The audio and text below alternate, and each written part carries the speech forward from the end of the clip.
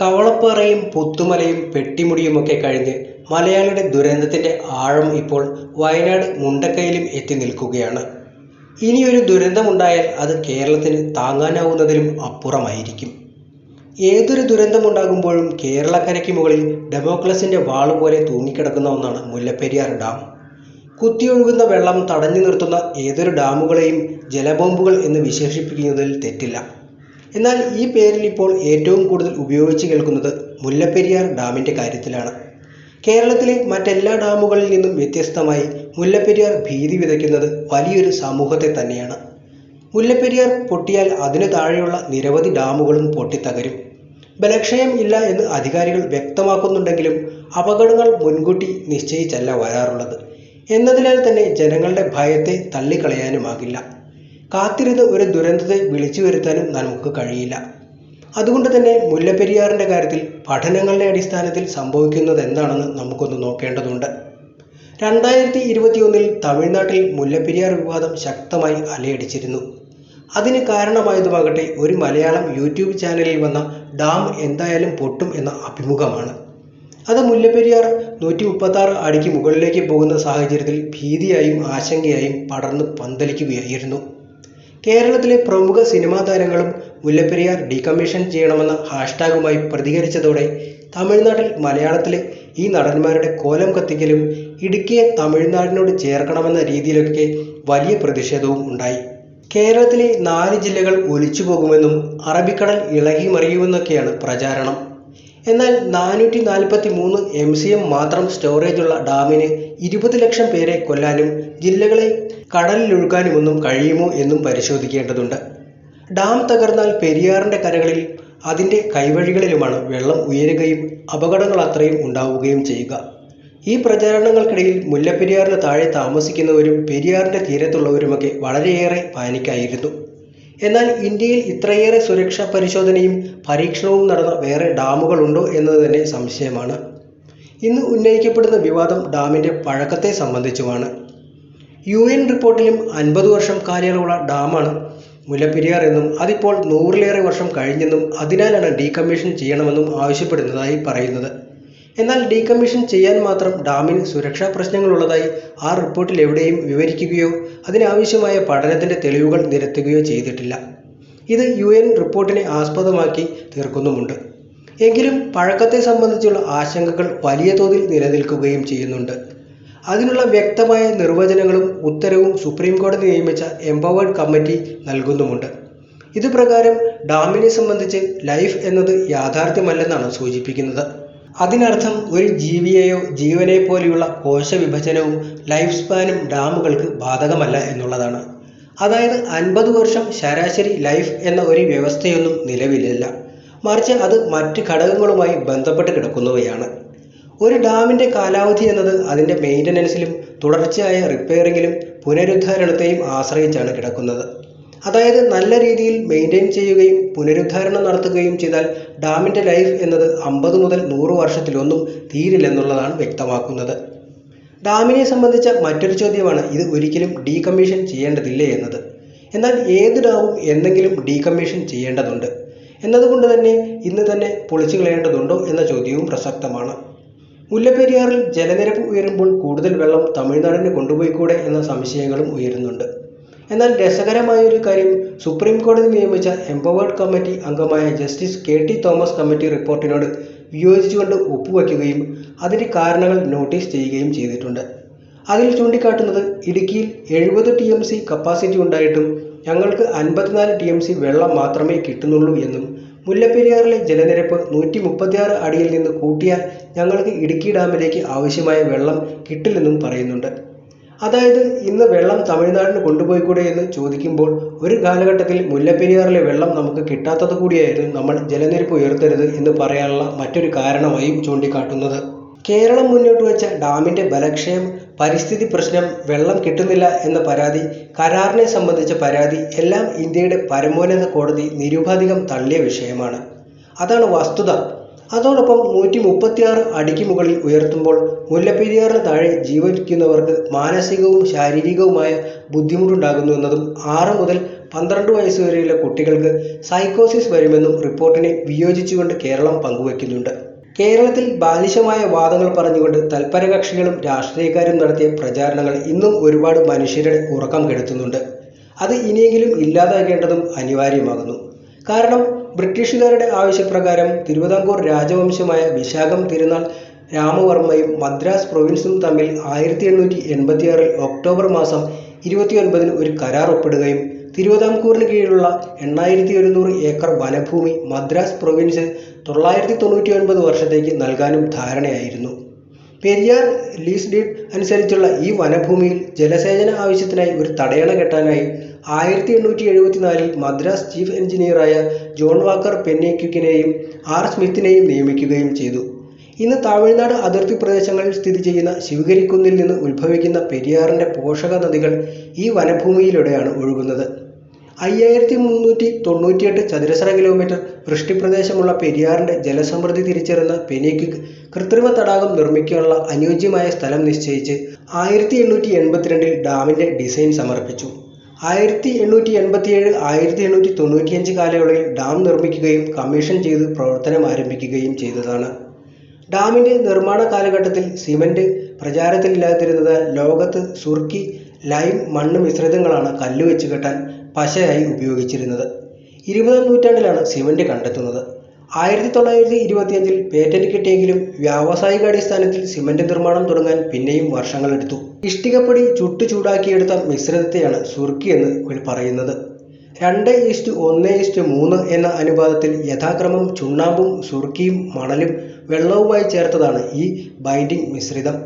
സിമന്റിനായാലും സുർക്കി lime മിശ്രിതത്തിനായാലും അതിൻ്റെതായ ഗുണവും ദോഷവുമുണ്ട്. പാറക്കല്ലുകൾ സുർക്കി lime മിശ്രിതം ഉപയോഗിച്ച് കെട്ടിയെടുത്തതാണ് ഈ ഡാം. 2 ഡാമുകളാണ് പെരിയാർ പ്രോജക്റ്റിൻ്റെ ഭാഗമായുള്ളത്. മുല്ലപ്പെരിയാർ എന്ന് നമ്മൾ വിളിക്കുന്ന മെയിൻ ഡാമും തൊട്ടടുത്തായി നിലനിൽക്കുന്ന ബേബി ഡാമും. ഇത് രണ്ടും കൂടി ചേർന്ന് മുല്ലപ്പെരിയാർ റിസർവോയർ രൂപം കൊള്ളുകയായിരുന്നു. മെയിൻ ഡാമിന് 366 മീറ്റർ നീളവും 53.64 മീറ്റർ പരമാവധി ഉയരവും മുകൾ ഭാഗത്ത് 6.4 മീറ്റർ വീതിയുമുണ്ട്. ബേബി ഡാമിന് 73.15 മീറ്റർ നീളവും 16.15 മീറ്റർ പരമാവധി ഉയരവുമുണ്ട്. മാക്സിമം വാട്ടർ ലെവൽ 155 അടിയും ഫുൾ റിസർവോയർ ലെവൽ 152 അടിയും വൃഷ്ടിപ്രദേശം 624 ചതുരശ്ര കിലോമീറ്ററുമാണ്. ഇപ്പോൾ അനുവദനീയമായ പരമാവധി ജലനിരപ്പ് 142 അടിയിലും എത്തി നിൽക്കുകയാണ്. റിസർവോയറിൽ 106.5 അടിയിൽ ടണൽ സ്ഥാപിച്ച് ഇതിലെ വെള്ളം തമിഴ്നാടിന് വൈദ്യുതി നിർമ്മാണത്തിനും ജലസേചന ആവശ്യത്തിനുമായി ഉപയോഗിച്ചു വരികയാണ്. വേനൽക്കാലത്ത് വറ്റി വരണ്ടു പോകുന്ന വൈഗാ നദിയുടെ ജീവൻ നിലനിർത്തുന്നതും മുല്ലപ്പെരിയാറിലെ വെള്ളമാണ്. 68,558 ഹെക്ടർ കൃഷിഭൂമിയിലേക്ക് തമിഴ്നാട് ഈ വെള്ളം ഉപയോഗിക്കുന്നുമുണ്ട്. ഡാമിൻ്റെ സ്പിൽവേ സ്ഥിതി ചെയ്യുന്നത് ഡാം സ്ട്രക്ചറിലല്ല എന്നത് ഈ പ്രോജക്റ്റിൻ്റെ പ്രത്യേകതയാണ്. ഡാമിൽ നിന്ന് അല്പം മാറിയാണ് സ്പിൽവേ സ്ഥിതി ചെയ്യുന്നത്. ആകെ 13 ഷട്ടറുകളാണ് നിലവിലുള്ളത്. 8000 ക്യൂബിക്സിലധികം വെള്ളത്തെ കൈകാര്യം ചെയ്യാൻ ഈ സ്പിൽവേക്ക് സാധിക്കും. നിർമ്മിക്കുമ്പോൾ അത് സുർക്കി മിശ്രിതം ഉപയോഗിച്ചുള്ള ഒരു ഡാം ആയിരുന്നെങ്കിൽ അതിൻ്റെ കാലാകാലമായുള്ള പുനരുദ്ധാരണത്തിലൂടെ ഇന്നത് സംഭരണിയിലെ ജലത്തിൻ്റെ ഭാഗത്ത് ലൈം സുർക്കി കോൺക്രീറ്റും അതിൻ്റെ ഡൗൺ സ്ട്രീമിലേക്ക് ഗ്രൗണ്ടഡ് ഓപ്പൺ ജോയിൻസുമുണ്ട്. 10 മീറ്റർ വീതിയുള്ള കോൺക്രീറ്റ് ബാക്കിങ്ങുമുള്ള സ്ട്രക്ചറായി മുല്ലപ്പെരിയാർ മാറിയിട്ടുണ്ട്. ഇത് പഴക്കത്തെയും സുരക്ഷയെയും സംബന്ധിച്ച എല്ലാ ആശങ്കകളെയും ആരോപണത്തെയും തള്ളിക്കളയുന്നുണ്ട്. ഇന്ത്യയിൽ ബ്രിട്ടീഷ് ഭരണം അവസാനിക്കുകയും സംസ്ഥാനം പുനഃസംഘടിതമാവുകയും ചെയ്തതോടെ തിരുവിതാംകൂറും മദ്രാസ് പ്രൊവിൻസും ഒപ്പുവെച്ച പെരിയാർ ലീഡ് ഡീഡ് ഇല്ലാതാകുമോ എന്ന ഭയത്താലും കരാർ പുതുക്കേണ്ടത് അനിവാര്യമായതിനാലും തമിഴ്നാട് പലതവണയായി കേരള ഗവൺമെൻറ്റുമായി ചർച്ച നടത്തുകയുണ്ടായി. പല ചർച്ചകളും സമവായത്തിലെത്താതെ പരാജയപ്പെടുകയായിരുന്നു. എന്നാൽ 1970 ചില നിബന്ധനകളോടെ അന്നത്തെ മുഖ്യമന്ത്രിയായിരുന്ന സി അച്യുതമേനോൻ കരാർ പുതുക്കി ഒപ്പുചേർത്തിരുന്നു. എന്നാൽ അതിനു മുമ്പേ തന്നെ മുല്ലപ്പെരിയാർ ഡാമിനെ സംബന്ധിച്ച ആശങ്കയും പേടിയും കേരളത്തിലുണ്ടായിരുന്നു.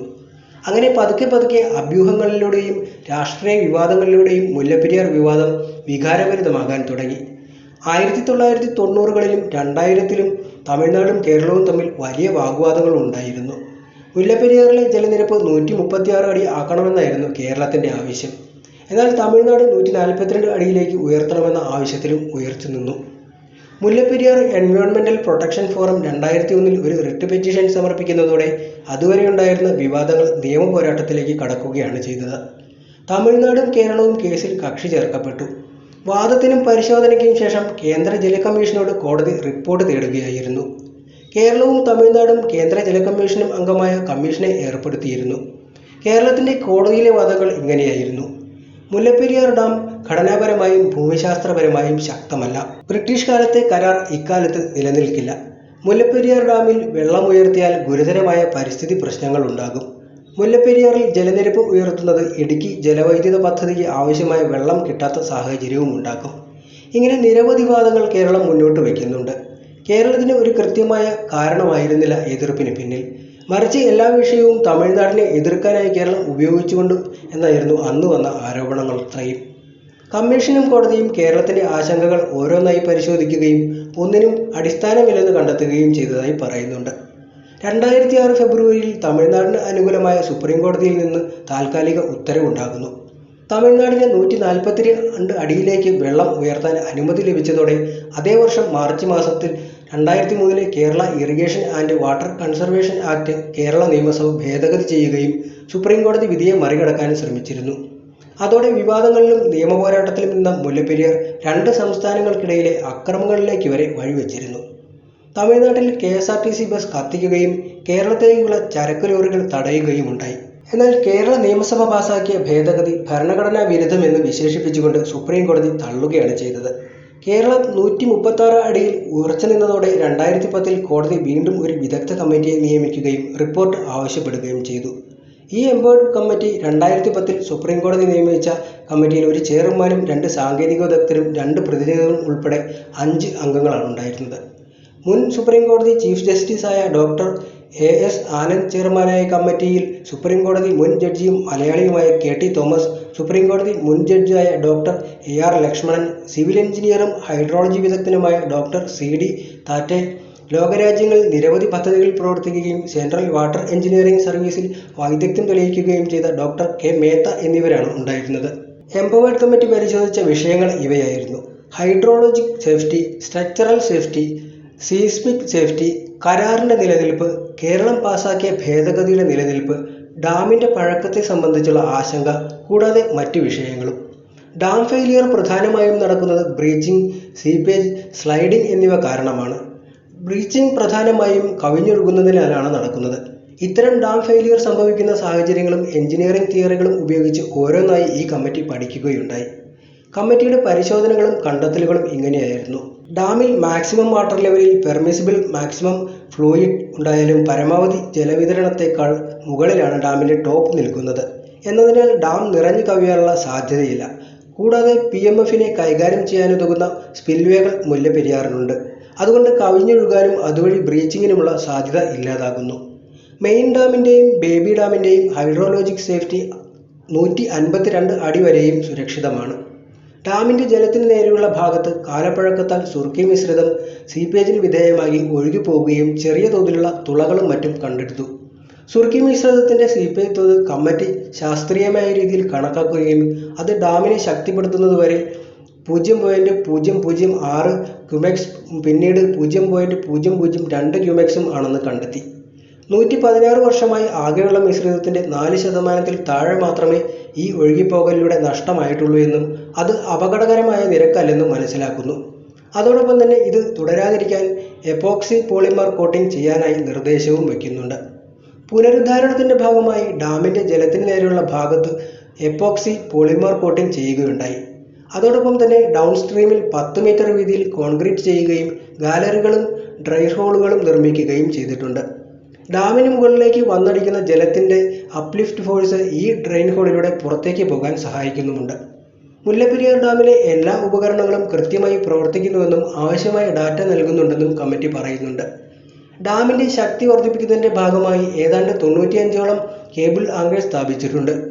അപകടകരമാകുന്ന ടെർസൽ സ്ട്രെസ് ഭൂമിയിലേക്ക് കൈമാറുക എന്നതൊക്കെയാണ് ഇതിൻ്റെ ലക്ഷ്യം. ഈ കേബിൾ എടുത്ത് പരിശോധനയ്ക്ക് വിധേയമാക്കിയപ്പോൾ 80% പ്രീ സ്ട്രെസ് 31 വർഷം മുമ്പ്, അതായത് അതിൻ്റെ പുനരുദ്ധാരണ സമയത്താണ് അനുഭവപ്പെട്ടിട്ടുള്ളതെന്നും കണ്ടെത്തി. അതൊരു നല്ല കാര്യമാണെന്നും വിദഗ്ധ സംഘം ശാസ്ത്രീയമായി ചൂണ്ടിക്കാട്ടുന്നുണ്ട്. ഡാമിൻ്റെ പ്രധാന മെറ്റീരിയലുകൾ തുരന്നെടുത്ത് നോൺ ഡിസ്ട്രക്റ്റീവ് ടെസ്റ്റ് നടത്തുകയും ഡാം നിർമ്മാണത്തിന് ഉപയോഗിച്ചവ ഇപ്പോഴും സുരക്ഷിതമാണെന്നും കണ്ടെത്തി. Water loss test in the borehole ചെയ്യുകയും ഡാമിന് ബലക്ഷയമില്ലെന്നും ചൂണ്ടിക്കാട്ടി. വിവാദങ്ങളിൽ പറയുന്ന പോലെ നിയന്ത്രണ വിധേയമല്ലാത്ത സീപ്പേജ്, വലിയ വിണ്ടുകീറലുകൾ, ഡാം മെറ്റീരിയലുകളുടെ സ്ഥാനാന്തരവും ചലനവും തുടങ്ങിയ ഒരു പ്രശ്നവും ഡാമിനില്ലെന്നാണ് പറയുന്നത്. നിലവിലുള്ള സീപ്പേജുകളും ചെറിയ വിള്ളലുകളും അനുവദനീയമായ അളവിൽ മാത്രമാണെന്നും ഡാമിൻ്റെ റിപ്പയറിങ്ങിലൂടെയാണ് ഇത്തരം കാര്യങ്ങൾ പരിഹരിക്കാറുള്ളതെന്നും അത് അപകടം ഉണ്ടാക്കാറില്ലെന്നും കമ്മിറ്റി തെളിയിക്കുന്നുണ്ട്.